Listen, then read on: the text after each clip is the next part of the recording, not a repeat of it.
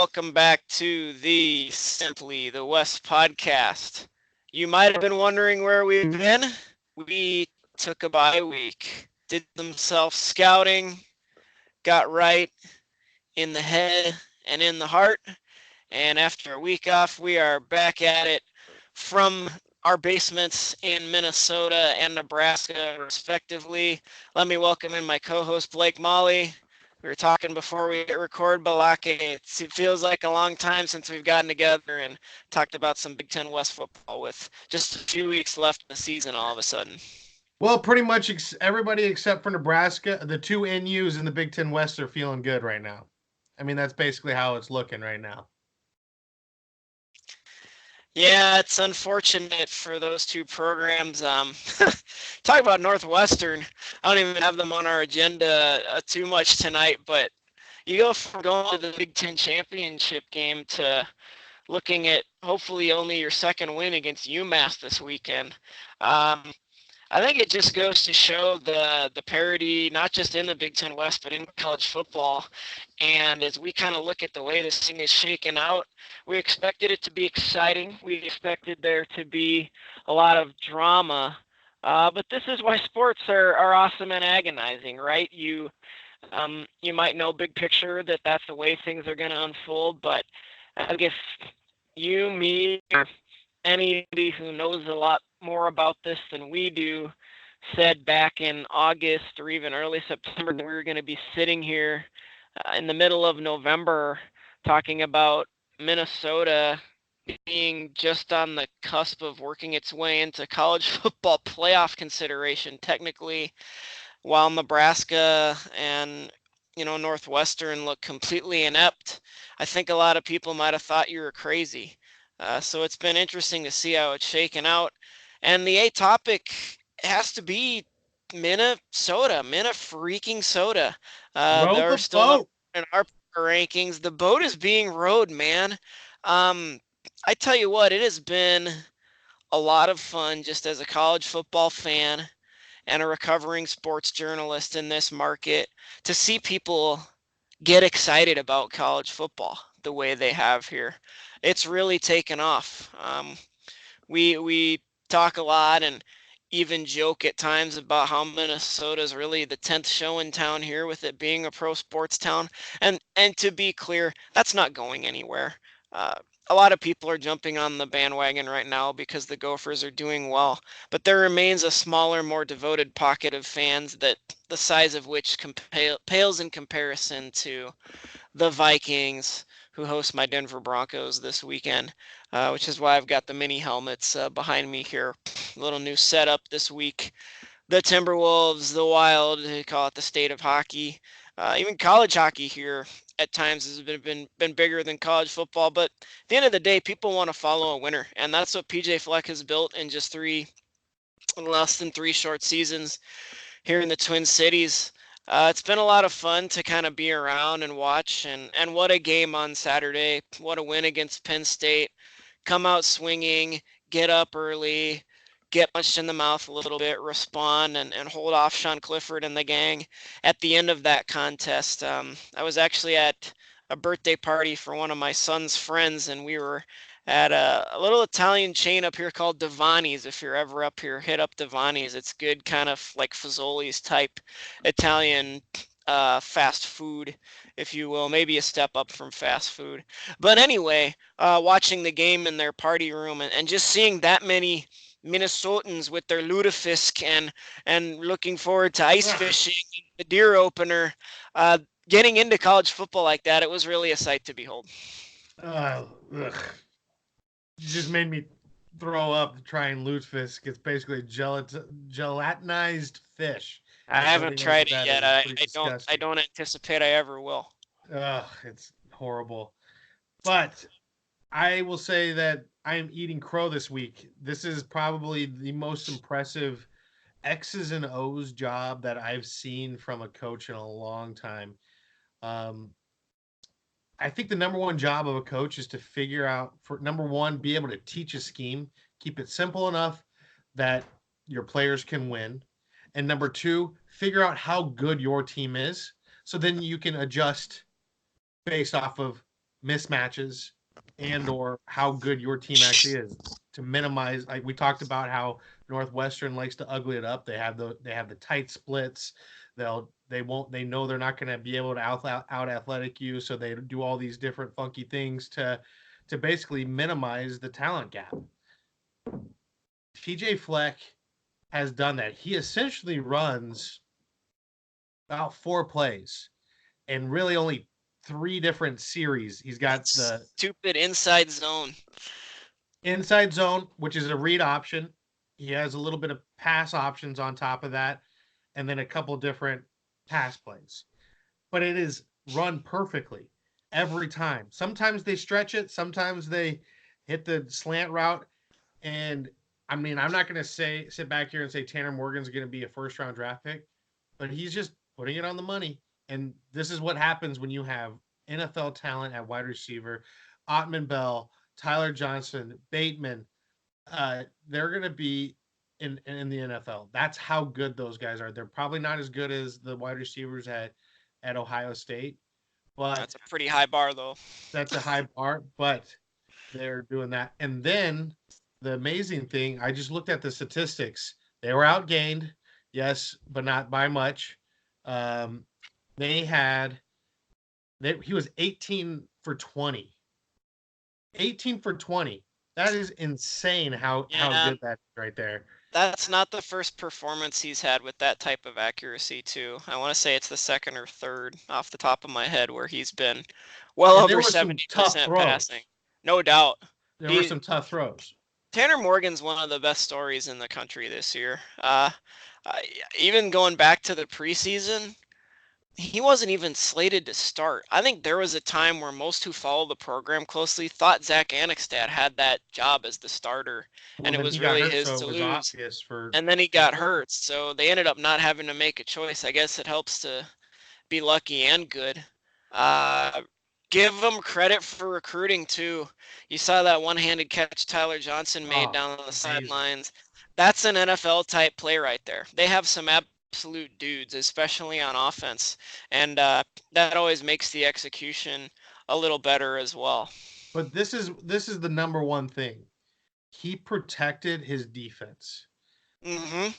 Uh, Penn State only had the ball for 22 minutes, and uh, what is it?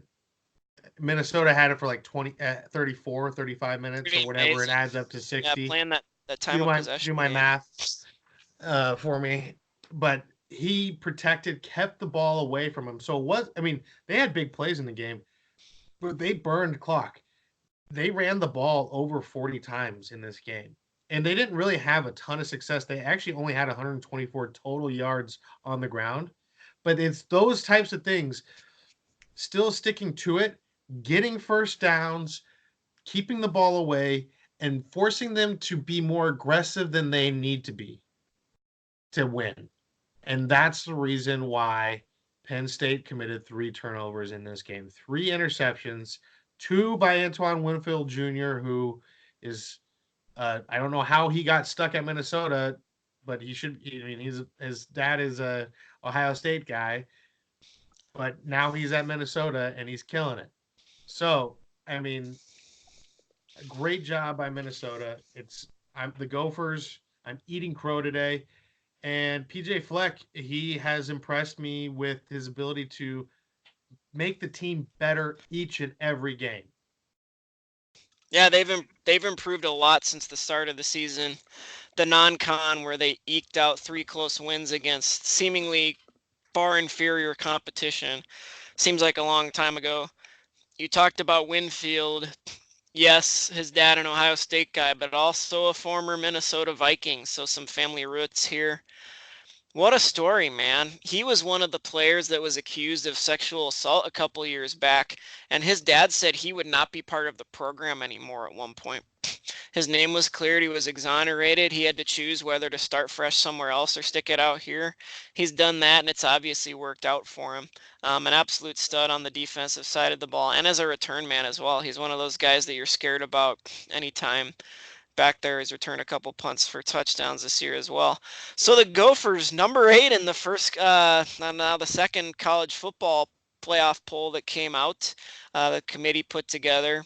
Since we last talked, these polls have started coming out, so wanted to talk with you about the rankings a little bit. Minnesota, right now, the only team in the West with what would seem like a realistic shot, and the only way they would get in there is by winning out and then probably beating Ohio State and Indianapolis. It's a I long don't know. shot, I'm but actually thinking that if they beat Wisconsin and they beat Iowa, yeah, that and then they show well against Ohio State, it could be one of those SEC. I mean, I know the playoff committee would love to have two SEC schools, but it would show me because I know what they're looking at is, hey, Penn State's really the only good team they've played this year. Maybe correct. that's just lucky. But if they beat up on Wisconsin and Ohio and Iowa, or at least beat them, those teams are quality defenses. We're not You're not going to see a lot of defenses like that anywhere in the country. If you look at the people that are in front of Minnesota, you got Oklahoma, OU, um, and then Auburn. I think are the one-loss teams, or I can't remember all the ones that are ahead of them. But essentially, Oregon's got and Utah. They don't. I don't think Auburn's ahead of them because I think Auburn's got 2 losses. So, uh, but Oregon's only lost to Auburn on a fluky play on the last second of the game. Utah's got 1 loss, which has a bad loss, so that's kind of odd that they're still ahead of them. And then Oklahoma, who has a bad loss to Kansas State, although Kansas State has looked really good. They just lost to Texas, so it doesn't look as good of a loss anymore. Um, and then, of course, Alabama, who is Alabama, but I don't see any way. I mean, some crazy stuff is going to have to happen for them to get in, honestly. But you really So, think they'd put a one-loss Minnesota team in over a one-loss Alabama team, or even a one-loss Georgia team, depending how the SEC well, championship shake out? I don't think they would do that because they're going to look at the talent level, and I mean, as well as Minnesota has played, their defensive talent is nowhere close to, actually, the only people on Minnesota that have a chance at making Alabama is probably the wide receivers. And even then, they wouldn't play much because of the trio that Alabama has. Yeah, So, they're definitely there's a wide gap between but if championship caliber and what Minnesota's doing in the Big Ten West right now. but here's the thing though: if you look at Minnesota's wins, if they were a one-loss team, they would have beaten Wisconsin and Iowa and Penn State. Those are 3 better wins than any of the wins Alabama, other than I mean the LSU game. So and Well, they'd have Alabama to still beat has to play Auburn. Auburn in the Iron Yeah, Bowl. they would have to beat Auburn in the Iron Bowl, which is always good. It's definitely a little more wide open than it's been. I would love to see an LSU Georgia semifinal, just as a having lived down in Georgia for a little while. I think that would be a lot of fun. Well, it's going to Um, happen. I mean, they're playing if Georgia wins out, they'll be in they'll probably be in too, which is kind of crazy because they lost a really bad South Carolina team. right. But they're So going to play in the SEC championship game. so assuming it goes how we think it's gonna go, which says if you've followed this show since its inception, it rarely does.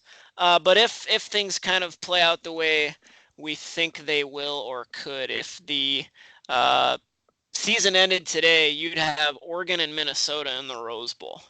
I think that would be an awesome matchup. A great celebration to get to that traditional game for Minnesota. I don't even remember the last time the Gophers played for that. They're rewriting a lot of history this season. A Rose Bowl finish would be fitting, and kind of some comparison, some contrasting of styles with Oregon. That would be a lot of fun. But we still got 3 weeks left in this thing, man, and this is when it really heats up and really gets to be enjoyable. You've got the Gophers at Iowa, so you come off that huge emotional high of rushing the field and your home field. The local columnists writing about how this is, the best moment of college football they've ever covered here in decades. And you have to turn right around and go into the meat grinder that is Iowa City, where the fans are right over you.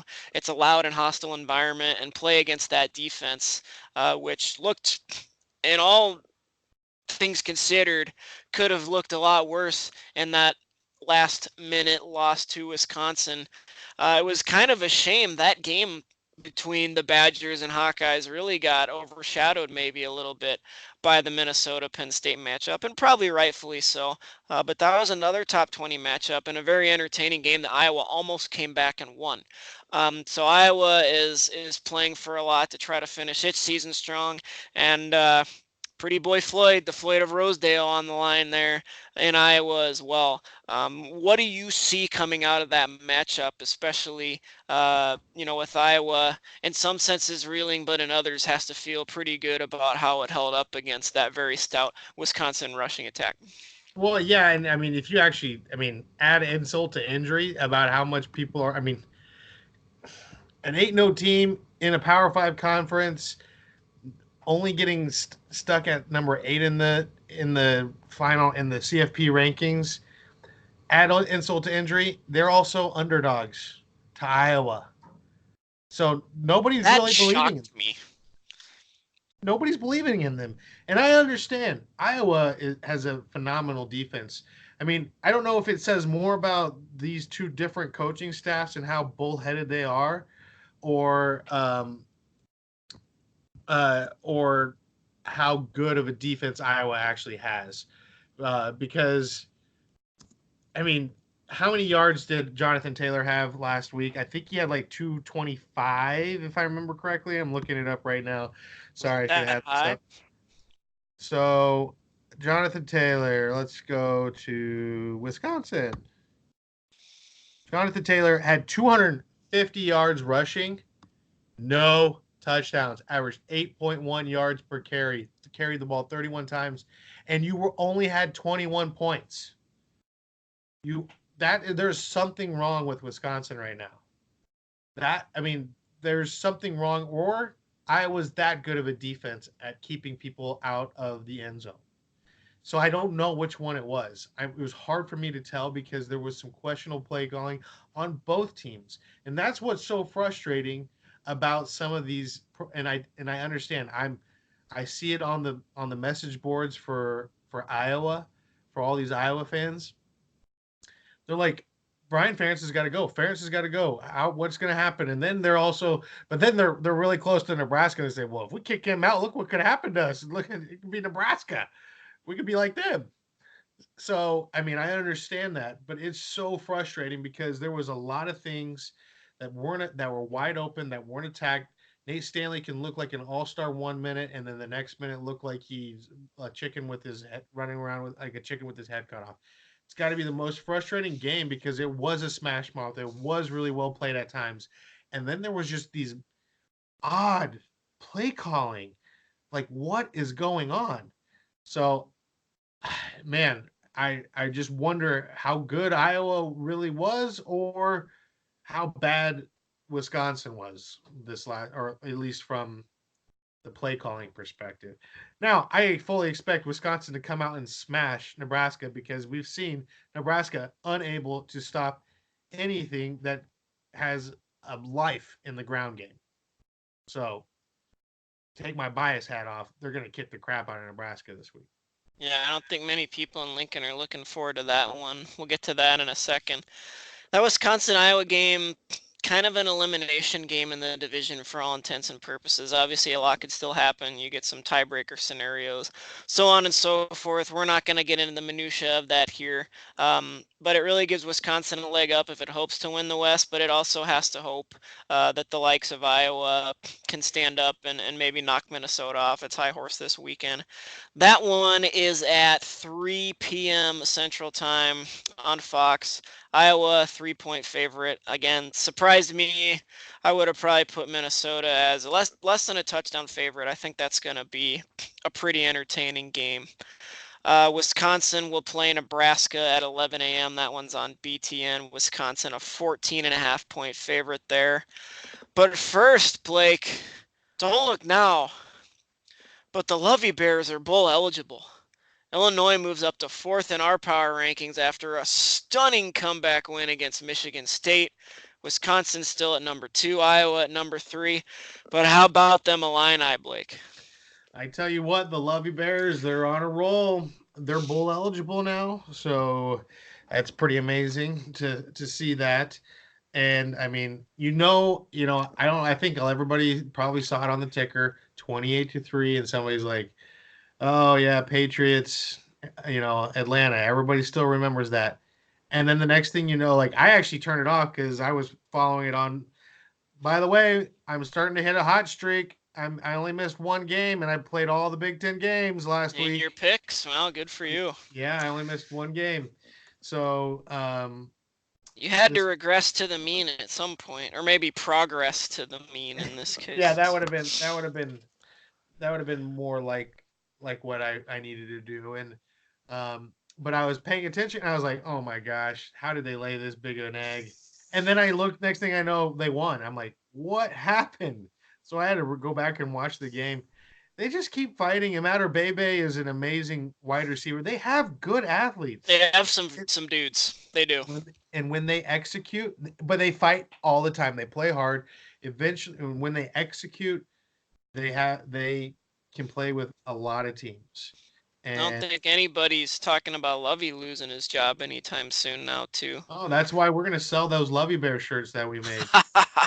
There was a fantastic video floating around on Twitter of kind of the post-game melee on the field, and Whitman, the Illinois athletic director, literally walked up to Lovey Smith and picked him up in a good old-fashioned bear, or Lovey Bear in this case, hug. That was cool to see, you know. They've been a great story all season. That win, yeah, the win over Wisconsin. They're a bunch of dogs, and it just goes to show that you just have to take every single team seriously in this conference, in this division. I think if there's one thing that every team has learned this year, it is that. So congrats to Illinois, any Illini fans listening. We're definitely happy for you. I know I'm eating crow when it comes to the blue and orange too, because I pretty much laughed them off at the beginning of the year.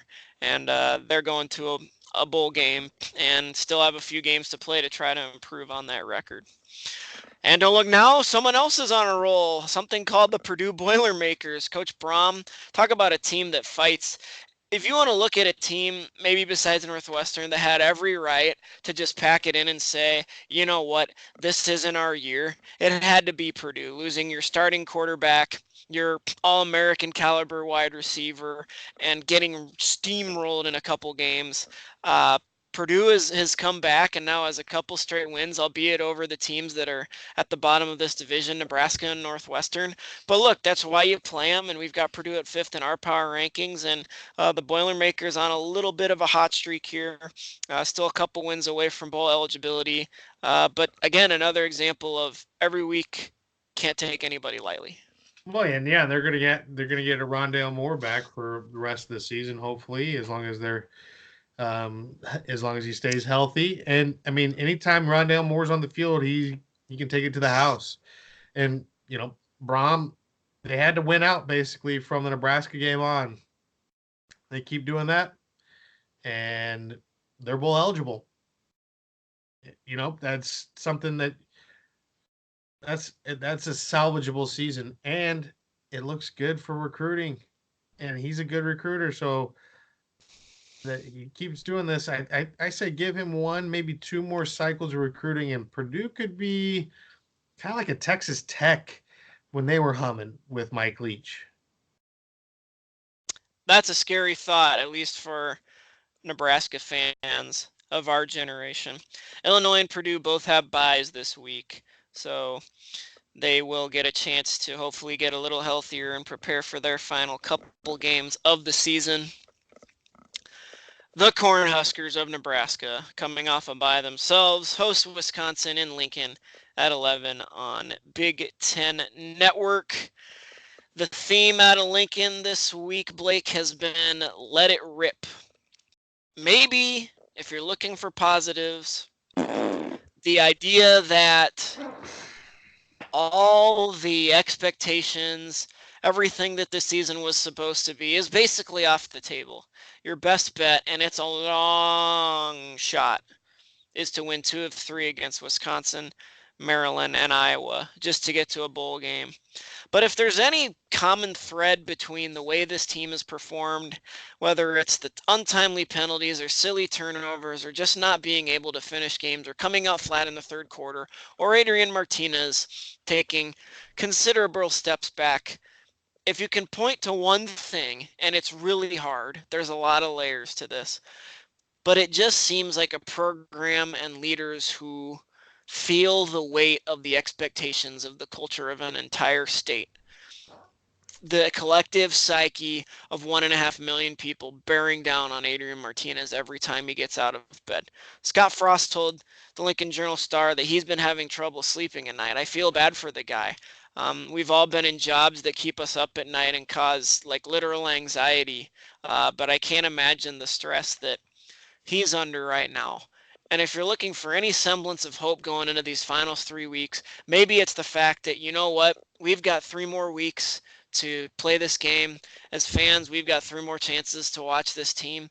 And there's really nothing to lose because it's already been lost. That's quite fatalistic. There's things that Nebraska can build on.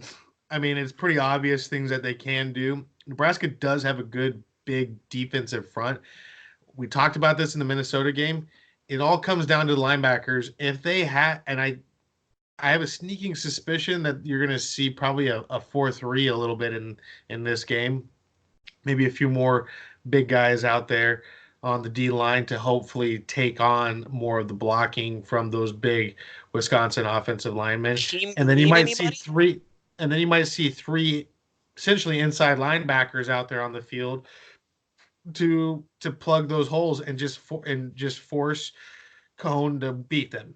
And I know that's easier said than done. There is a chance that Nebraska can win this game, basically because we have some good athletes. It's all been mental at this point for the most part, other than the offensive line. The offensive line is small. It's not big enough. It's not talented enough yet. Because and I will say that the reason why number one reason why Adrian Martinez does not look as good is because the offensive line isn't as good as the year before, which is saying something because that offensive line was not that great. So, Adrian Martinez, I watched him in person. I've seen Noah Vedral in person. And I've seen those other guys in person. I would love to see them run the same offense with Adrian Martinez as they do Noah and McCaffrey because it's not the same. But here's the thing: is Adrian healthy enough to do it? Because that's really been the big issue. Is that I don't think he's been willing to run because he hasn't been healthy enough to. Now, if he's able to do that, if they run the same offense, it could look way more dangerous. But that's also easier said than done because that Wisconsin defense is lights out. Although there are some tendencies that they were leaving some wide open spots that Stanley did not take. So we'll see. But hopefully it'll be a lot more competitive. I'm not holding my breath though. The linebackers have not been filling gaps. They're gonna do the stretch right, stretch left. It's gonna look. I mean, look for it to look like the game that Melvin Gordon went for 450 yards or whatever it was. Yeah, I think unfortunately, if you're a Husker fan, you're right. And talk about that linebacker play. They're getting some of the lowest grades from places like Pro Football Focus. And the Our problem, senior captain Mohamed yeah, Berry yeah, is rated as the 46th descent defender out of 60 possible defenders that have played for Nebraska this year. yeah, it's unfortunate. And um, the tough part about it is right now you're only a couple recruiting classes in, and the first recruiting class under Scott Frost, there's been so much attrition, via the transfer portal. The 4 game redshirt rule has kind of reared its ugly head. So you're really operating with basically one full class at this point. Um, Still a lot of football left to be played this year, but maybe Husker fans can also take some solace in the jump that Minnesota made from year 2 to year 3. Another recruiting class, another chance, and I think this is the biggest thing that's helping Minnesota right now and working against Nebraska, and that is what you talked about. It's all mental and it's culture. And you can't really establish the culture you want, whether it's in your business or your football team that you're coaching or whatever else, until you have a lot of the right people who align with that culture. You hear about the term bought in all the time. That's very overused. I'm not going to use that here, but there needs to be alignment, and everybody needs to be pulling in the same direction. And Nebraska hasn't had that yet, and I think a lot of people thought they'd have more of that at this point in the game. There's an article on ESPN.com right now, basically quoting Tom Osborne, other former Huskers, saying, kind of voicing Husker fans' worst fears. Scott Frost has to be the guy because if he can't do it, nobody can. We've talked about that on here. I think we've both been saying that for a while since he was hired, and that's the long and the short of it. I, for one, still believe he can get it done. I think he will get it done. Um, we're going to have to be patient. Husker fans are going to have to be patient. And I have to think that going into next year, not to look too far ahead, it may behoove Nebraska to not have these giant expectations heaped upon them, to have a group of kids, more kids who are there because they want to play for Nebraska. They want to be part of something so unique in a place that, let's face it, there's a lot more attractive places to go to college. There just are. But a place that loves its football and cares about its football so much. And I don't think I'll ever forget walking out of TCF Bank Stadium a few weeks ago when Minnesota absolutely clobbered Nebraska, and even then thinking that Minnesota doesn't have an infinite amount of talent compared to Nebraska, but they played their tails off and they were ready to play in that game and they wanted to win that game and they wanted to beat Nebraska. And I look at the resources and tradition that Minnesota has compared to Nebraska, and I can't help but think that sometimes if you don't hand 18 to 22-year-old kids everything, all the Adidas gear, the training table, the insanely nice facilities, Minnesota doesn't have that. They just built a new facility not too long ago, but traditionally they just haven't had that. Those kids at Minnesota love playing football, bar none. And Nebraska needs more kids like that. Heck, some of the other teams in the conference that are struggling need more kids like that. Northwestern's going to find them every so often. They're going to go in cycles like this. Um, Purdue, same thing. They can go out and recruit. Iowa, Wisconsin, that's the formula. They find guys who are big, who are strong, who are going to put in the work to be developed, and by the time they're junior and seniors, can maul you on the offensive and defensive lines. And then they put a bunch of good skill players around them, and that's the formula for success. It can be done in Nebraska. I think Frost will get it done. It's just going to take longer than me, you, or any other Husker fan would probably Well, like it to. well, that and you're going to actually see that actually kind of comes into your story of the week, talking about Garrett Nelson. Absolutely. Um, my story of the week, Garrett Nelson getting his black shirt. True freshman. That's either never happened or it's been a long time. Kid from Scotts Bluff, which for those of you who don't know is out in the panhandle. You talk about the middle of bum you know what nowhere. That's literally where Garrett Nelson is from. There's just not a whole lot out there in Hey, Scotts Scott's Bluff. Bluff is awesome. I haven't spent a whole lot of time in Scotts Bluff. It's It's basically very like isolated though. it's desert. Yeah. Yeah. Out Yeah. out in the boonies. But in any case, Garrett Nelson, I think I might have brought this up when I saw them play Minnesota in person. That kid, you talk about a motor. That kid is in fifth gear constantly. He didn't even play a whole lot in that game, but every time I saw him on the sidelines, he was walking around huffing and puffing into every play, hanging on every play, in every defensive huddle. He just, that's what I'm talking about. He loves football. So he got his black shirt, which is something that's traditionally been reserved for the Nebraska starters. He and Damian Jackson both got black shirts, and they're both reserves. Damian Jackson barely plays, but he's really an emotional leader off the field. Former Navy SEAL, and is kind of their spark in the weight room and off-season training and those sorts of things. So a great story for both those guys. But Garrett Nelson received that jersey, went and practiced in it, and then was interviewed after and was still emotional, on the verge of tears, if not crying, when talking about what that jersey means to him. And put your Husker bias, put my Husker bias aside for a moment, whether that happens at Nebraska or Wisconsin or Iowa or anywhere else. That's what it's all about. Somebody who's put in the work to get to where they're at. Garrett Nelson is not the fastest, strongest, freakish athlete in the world. He's definitely got a lot of that in spades, but he wants it and he puts in the effort and he's been rewarded. And to see what that meant to him was a special moment.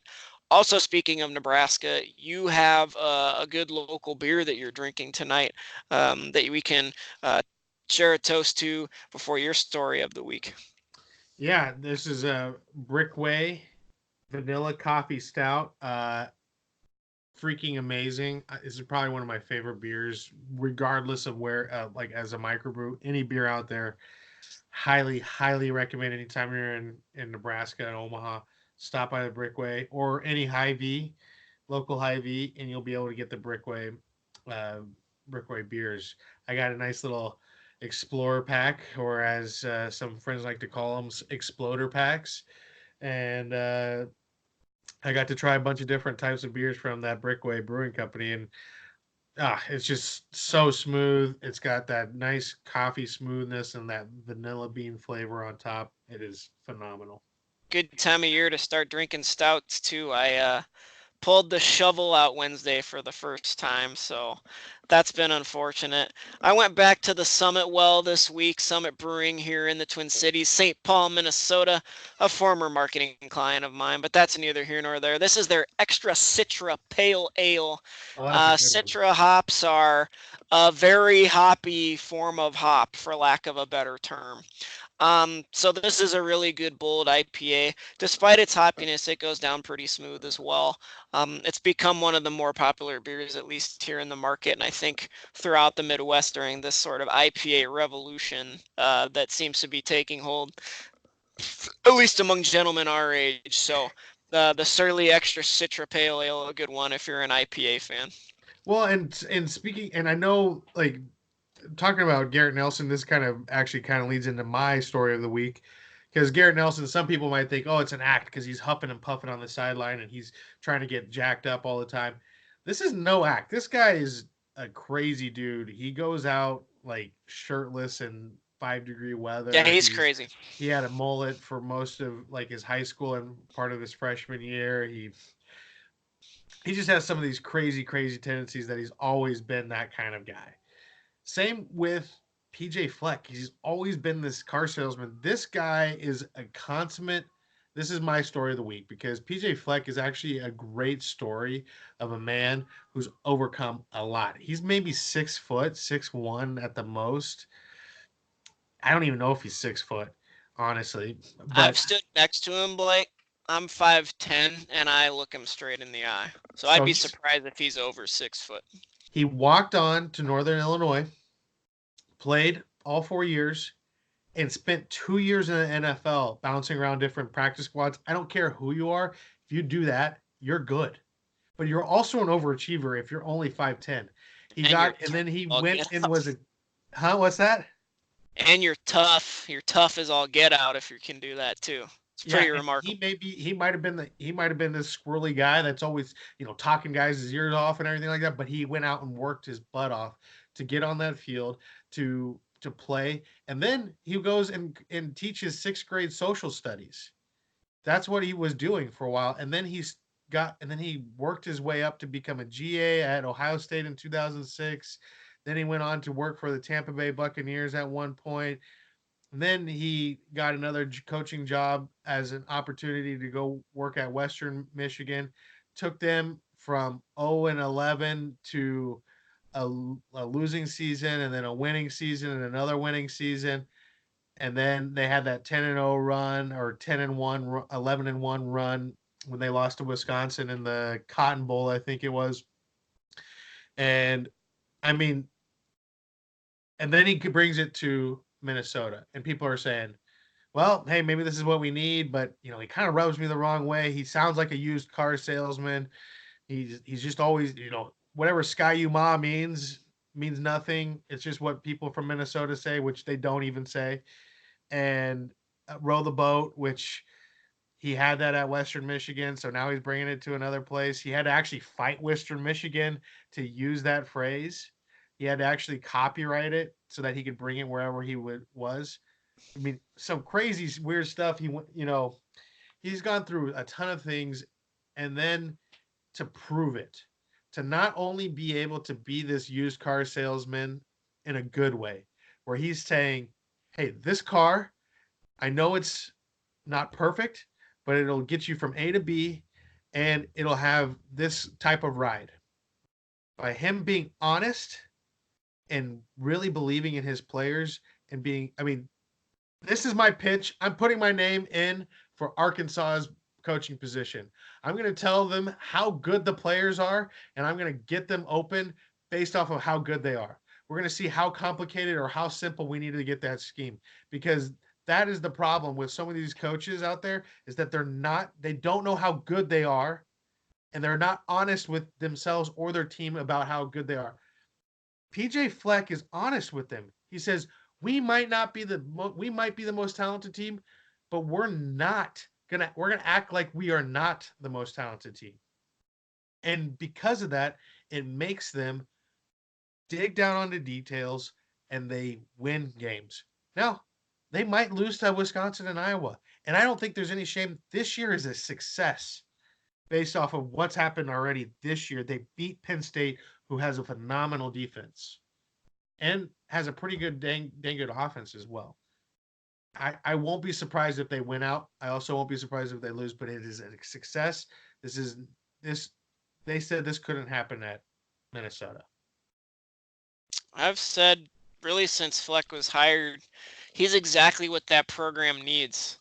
You don't have a ton of recent tradition. Until recently, you haven't had the facilities to get 18 to 22-year-old kids to come to one of the coldest metro areas in the United States and play college football for 4 years. You need something different. You need a key differentiator, as we talk about in the marketing world sometimes.